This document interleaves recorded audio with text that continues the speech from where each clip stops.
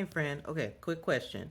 Are you an employee of that attorney, or are you a client of that attorney, or are you a notary to that attorney?